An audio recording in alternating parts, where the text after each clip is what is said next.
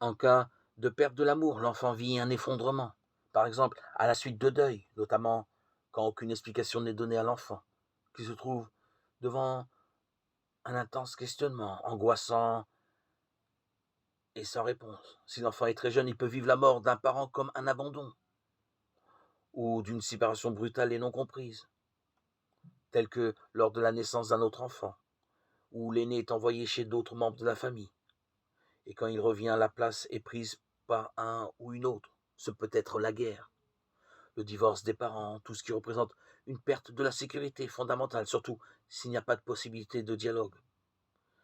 Un séjour traumatisant à l'hôpital où l'enfant peut se sentir abandonné, la perte de la confiance, une trahison, un secret confié par l'enfant est divulgué.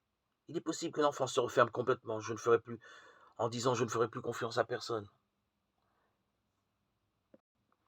Comment réagissons-nous au manque d'amour?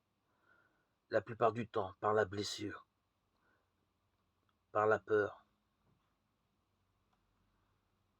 Les enfants qui ont manqué de quelque chose d'aussi essentiel que l'amour, la reconnaissance, la sécurité ou la confiance ont vécu une situation de détresse intérieure qui est souvent demeurée inexprimée.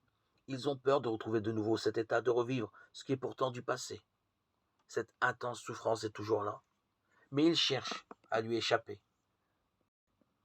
à la contourner par des solutions de remplacement qui ne sont pas conformes aux lois de vie et qui s'orientent en général vers deux directions, soit combler le manque pour éviter de le vivre, soit organiser le manque pour qu'il ne prenne pas au dépourvu, pour pouvoir maîtriser la situation.